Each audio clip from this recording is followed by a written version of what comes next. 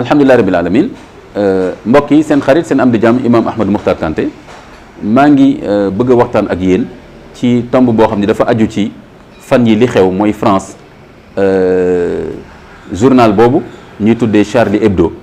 nga xam ne dañoo wanewaat ay nataal yu ñaaw ci yonent bi sallallahu alayhi wasallam ak ci jullit yi maanaam daal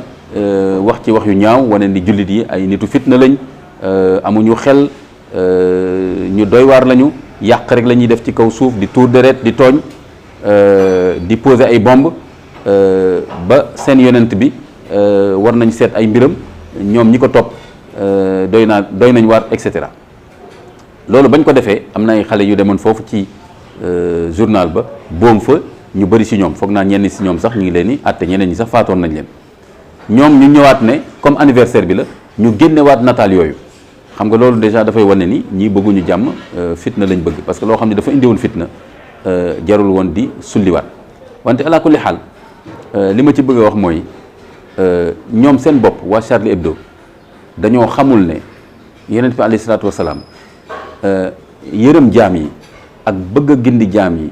ak bëgg jaam yi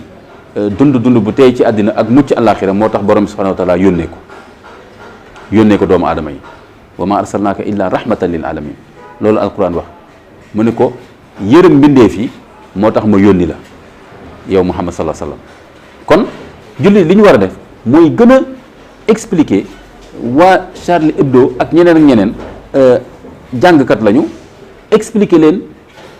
dégg nga ne kan mooy yonent bi sallallahu alayhi wasallam dëgg ki ngeen jàppee yonent bi sallallahu alayhi wasallam xëy na actualité bi ak du ñàkk léeg-léeg ngeen gis ay benn jullit ñu def dara wala wax dara ngeen askanal ko yonent bi sallallahu alayhi wasallam wala askanal ko alquran xëy na ñi nga xam ne si ñoom dëgg la ñuy wut te nekk nit ñu jub ñooñu mën nañu dégg loolu kon jullit yi wareef bu njëkk bi mooy jihaad boobu nga xam ni jihaadu xam-xam lay doon te alquran wax na yonent bi sallallahu alayhi wasallam ne ko mu jihaad ak naafiqi mu jihaad ak ñoom ci alquran kon jihaad ci alquran mooy jihaad ak ñoom ci xam-xam bi nga xam ne mi ngi bàyyeekoo ci alquran kon jihaad bi ñu war a def mooy jihaad ak ñoom ci xam-xam rawatina wan leen kan mooy yonent bi sallallahu alayhi wasallam ak lan la indil doomu aadama bu ñu xamee loolu ñi bëgg njub ci ñoom mën nañu gindeeku am na ñoo xam ne nag mënoo dara ci ñoom nga bàyyi leen ak seen i mbir mais au moins nit ñi danañ xam ne ñii kon ñoom ki ñuy wax Muhammad seen Muhammadu bopp la ngeen baal ma waxin bi waaye di Muhammad sallallahu alayhi wasallam rasulullah xaatamu nabiyin bi nga xam ni moom la yàlla yónnee te yërëm jaam yi rek bëgg leen a gindi moo tax mu yónnee ko moom Muhammad sallallahu alayhi wasallam kon lii jarul ay boom jarul dara leneen li mooy ni ñoom ba ñu defee loolu président Macron wax ni mooy président France dafa génn wax yoo xam ni dafa waroo te loolu kilifa waru ko def rawatina président bi nga xam ni dëkkam fa la loolu xew dafa génn wax ni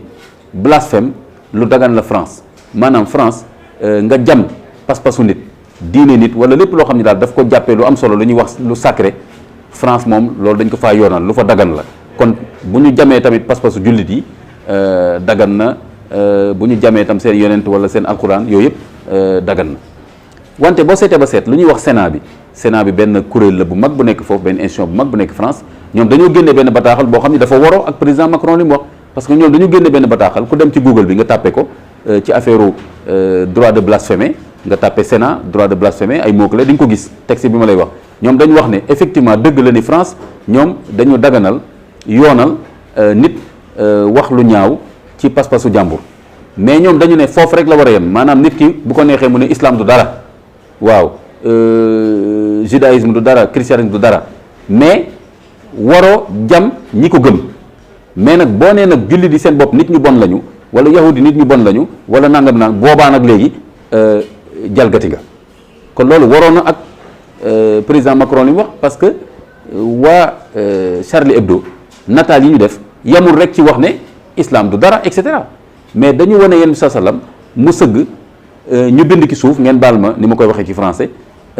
c'est vraiment dur d'être aimé par des cons ngeen baal ma waxin bi mais pour nit ñi xam nu mu demee kon ñoom yamatuñu rek ci ne islam du dara bu leen neexoon ñu ne alquran du waxu yàlla islam du dara ñu waxtaan ak ñoom ci xam-xam mais bu ñu wanee yonent bi sallallahu alayhi wasallam wane ni yonent bi sallallahu alayhi wasallam ci boppam mi ngi rëccu am ñu koy topp ñoo xam ni dañoo kannasu ngeen baal ma ci waxin bi ay dof lañ ay yàqkat lañ ay nit fitna lañ kon ñooñu jam nañu jullit yi parce que jullit yi ñoo topp Muhammad sallallahu alayhi wasallam ñëpp xam nañ ne jullit yi mooy ñi nga xam ne mooy communauté bi topp Muhammad sallallahu alayhi wasallam ëpp na 1 milliard ci kaw suuf kon ñoom yamatuñu rek ci droit de blasphémer fi mu nekk nii ñu ngi tooñ la dignité des musulmans de toute la communauté musulmane mondiale parce que dañu wane yéen sa salam ne ko yow ñii la topp nii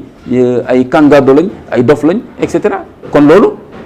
Sénat bi buñ toppee li ñu wax loolu kon ñooñu journal boobu dañ leen war a daan parce que jalgati nañ fi ñu war a yem ci lañ tuddee ñoom droit de blasphémer fi ma fay jeexale mooy itam beneen waroo boo xam ni président Macron def na ko bu fekkee président Macron dafa wax ne dagan na France nit ki jam pas-pasu nit wala diineem wala lu ni mel kon kay mën nga jam lu la neex ci pas-pasu nit waaye li ñu la tere mooy nga attaqué nit ki ci boppam mais Macron moom du loolu la def parce que Macron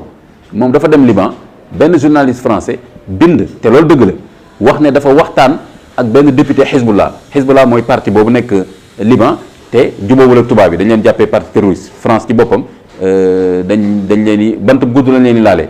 Macron ba mu demee waxtaan ak benn député Hezbollah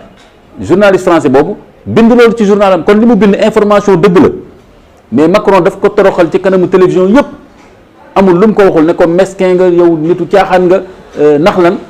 pas parce que dafa sos wala waxul information bu vrai mais parce que rek dafa wax loo xam ni Macron bëggul àddina bi yëg ko mooy ni France ñu ngi jàpp ne Hezbollah parti yàqkat la ñu ñoo yàq Liban ñoo yàq àddina bi ba pare mu dem di discuter koo xam ne député la ci parti boobu kon Macron bi wax ne droit de blasphémer dafa am àqu yelleef la France mais moom nanguwul sax moom benn journaliste français bind loo xam ne dëgg la parce que rek neexu ko moom mu toroxal ci kanamu nit ñi man dama foogoon ni ku yaatu dënn ba jàpp ne war nañ mën a wax lu ñaaw ci diine jàmbur yi war nga mën a yaatu dënn tamit ñu waxal la loo xam ne yaa ko def donte woon sax bëggoon nit ñi yëg ko kon nag mbokk yi mi ngi noonu lii moo tax daal nañu ànd ak dal su ko defee boo leen toppee daal ànd ak dal ci biir xam-xam mën nga leen wan ne lu bari lu ngeen di wax gëmu leen ko wala boog dafa am fu ngeen koy jëmale mais dëgg ak jàmm dégg nga ak yamale nit ñi bi ngeen di woote des na lool wasalaamaaleykum wa rahmatullahi wa barakatu